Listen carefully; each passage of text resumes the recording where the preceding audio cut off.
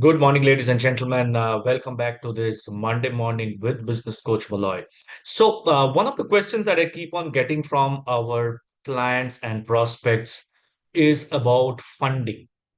Now, raising capital for any business is critical because there are businesses which have grown significantly, but with cash not being available, they are all struggling to scale up. So business owners and my clients and my prospects and the multiple business owners that I keep on meeting every week, keep on asking the same question, that how can we be looking at raising funds, because uh, funding requires a certain level of strategy. There are multiple sources of funding that is available, but you require a clarity of mind about what kind of funding you will require, what is it that you will take into account, what is it that you should avoid.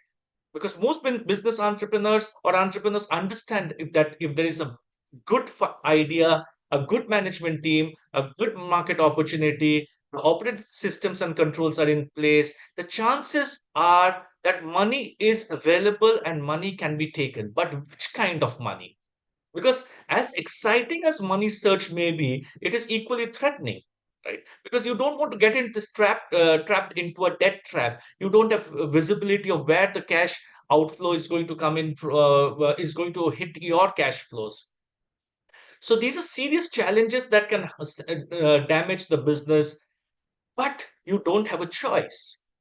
And suppose there is an example of a business owner who has spent 10 years of hard work and sleepless nights to get into a 50 crore business, and the founder of that business is now convinced that he can double it in the next 2 to 3 years.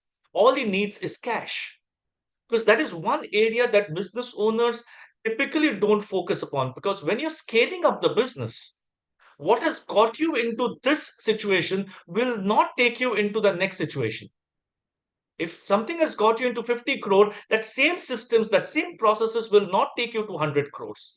Because you need to now build teams, you need to invest in automation, you need to invest rigorously into marketing. Because now you're looking at expanded market, your travel costs are going to go up, your raw material costs will increase, your inventory levels will have to be in place, plus your debtors will increase, right? So all of this will require cash. Now, when somebody goes goes with this kind of a situation to a bank, invariably the bank would uh, probably not look at it very sympathetically. So there are this IPO organizations who help you build IPOs, right? And this with this business that I'm talking about, the 50 to 100 crore, when banks refused to fund him, he went into somebody approached him who could help him build an IPO. And the founder was tempted to sign it on. But what happens after that? Every fundraising strategy and every source of money implies a certain out of pocket expenses. It's very easy to say that I will have an IPO. But the challenge is, have you factored in out of pocket expenses and the commitments that you have to give to the bank, the documentation, the time, the energy that you will have to put in into your cash flows? So, unless the entrepreneurs have seriously thought them through and decided how to handle them way ahead of time, he or she may end up in a poorly structured deal or an inefficient search for capital. Bottom line is, entrepreneurs should not be afraid to seek the money they need. So today we are looking at 5 ways by which you can look at fundraising for your business. And the first is crowdfunding. And a lot of business owners typically ignore crowdfunding. And this is the part of community. Crowdfunding has actually revolutionized the way startups and small businesses raise funds. There are multiple platforms which allow you to pitch your business idea directly to potential customers and investors. The power of crowdfunding has surpassed mere novelty and has truly emerged as a robust means for entrepreneurs to secure financial support. Added to that, you have the potential of social media and crowdfunding platforms, and you can get connected to a vast network of individuals and investors alike. And there are platforms like the GoFundMe, the Indiegogo, the Kickstarters, which are excellent examples of the effectiveness of this method. This method not only helps you raise capital, but also builds in validating your ideas or your products and builds a community of supporters. So crowdfunding is something that, especially if you're in the initial stages of your business, you should certainly look at crowdfunding. Right. The second is bootstrapping, which is the most commonest method of raising funds. You put in all your personal savings and you keep on reinvesting the profits into the business. You don't take out the money to for your personal needs. You keep on refunding it. This approach demonstrates commitment and self-reliance and also minimizes the dependency on external funding sources. But you need to have a robust sales and marketing and cash management system if you have to be only in the bootstrap method.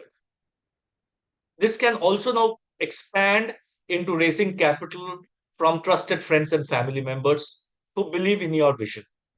And it's crucial to approach this option professionally. Don't go out and seek funds from your friends and family just because they're friends and family, because they also have the right to say no. I have landed up in this trouble in the past where somebody asked me to fund his business and I did it without validating that business. So I'm telling you, please stay away from that idea. Look at it from a professional perspective. Look at the business plans. If you're going to raise funds, prepare a business plan, prepare a clear ROI statement, clear repayment terms to avoid straining relationships. The third is angel investors, and these are the early stage investors who come into play. And these are the typical examples of the Shark Tanks. Now, the angel investors are pretty clear that 8 of the 10 businesses that they invest in will not do well. They are looking at those two ideas which will recover, not only help them recover all the money that has come into the business or that they have invested in the business, but also they'll be able to exponentially scale up the investment. So angel investors are something that you look at in the early stage, right? Uh, Unlike traditional investors, the angel investors are more interested in the entrepreneur behind the idea. So your persona, your personality, your thought processes, your clarity of thought, your vision plays a very important role for the angel investor to select, to either selecting or not selecting you as a potential investment opportunity. And in most cases, the angel investors offer more than financial backing. Their involvement, because they come with credibility, they come with knowledge, their involvement can bring in valuable expertise and influential connections to the table. Number four are the incubators and accelerators, are nurturing grounds for budding companies, providing them funding, in mentorship, and resources. These are designed to support startups at a very early stage when you are just an idea. So don't ignore the power of the business accelerators and the business incubators. Business incubators are somebody who's at the very early stage, whereas accelerators are focused on established businesses, propelling them to scale rapidly through intensive programs. These programs offer access to additional funding opportunities from investor and venture capitalists and reinforce the chances of a sustained growth. So there are the incubators and the accelerators, incubators for the early stage, accelerators for established businesses now when you're looking at scaling up. Right. Now, these are the typical uh, funding opportunities that you should look at. But there's something in-house that you can look at when you're especially having a slightly mature business. And these are areas that you need to explore and leverage them to the maximum before you go out and raise funds and dilute equity. Diluting of equity is the easiest way of losing control of a business, especially if you're diluting a significant part of your business. So bank overdraft is something which is a flexible and convenient way of financing short-term cash flow needs for the business. So all of us know about that, but are we leveraged on that? Because at some point in time, the bank overdraft can be unsecured or as well as secured. So most of us are looking at the unsecured piece. But if you're so gung-ho about the business, can you now link it up to assets and make it secure, which will allow you to get more availability of cash? The second piece is the equipment and machinery loans for manufacturers. This is a fantastic method uh, for raising capital, because these are specifically designed to finance the purchase of equipment and machinery for your businesses. Well, obviously, the loan amount and the repayment terms would be based on the value of the machine, and also the ROIs that the machine would generate. These are 100% secured loans, which means the machinery and the equipment which are purchased as are serving as collaterals. Now, this has gone into another mode, which again, some of the business owners are exploring and are finding it, is getting into uh, uh, private institutions are investing in a pay per use kind of model. So some of the machines, especially in the healthcare businesses, can be purchased on pay per use models. Even the sellers are linking it up to pay per use. Especially people who are in the diagnostics business and the healthcare business, the CT scans and the MRIs, you can go by the pay per use model, where the sellers themselves are giving you that funding availability. Business loans, obviously, are traditional forms of financing of a business. They're offered by banks and financial institutions, and this would require 100% a collateral or a personal guarantee. If you don't give a collateral, then the interest rates can be humongous, right from 18 to 24%. Then there are the government schemes, like which the Stand Up India or the Pradhan Mantri Mudra Yojana, the credit guarantee scheme for micro and small enterprises. Go out and speak to people who know about them in your circle, the CAs that you work with, and ask them what all are of these are applicable to your business and what all can you leverage on this. There are some banks which give you business credit cards. So go out and check with your bankers whether they give you business credit cards. Then there are micro loans, are a small type of loan that can be used by Indian entrepreneurs to fund their businesses. They're provided by organizations, non-profit organizations, government agencies, micro lenders, and they're typically at the micro level.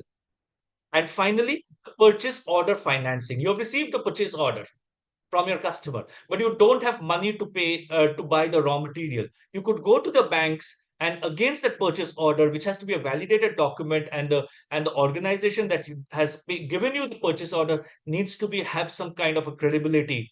Against that purchase order, you can get your financing in place. Ladies and gentlemen, without cash, there is no business. With cash, there is headache. And you need to play the balancing act. And there are multiple opportunities available for you to go out and raise funds. If you need more information, reach out to me or any of my coaches, and we can help you with structuring or restructuring of this through the ecosystem that we have built. But money is important, and these are the 5 ways of raising funds for your business. Thank you so much for watching. Till next Monday, same place, same time, with another Power of Five series. A very good morning and a very happy week for you.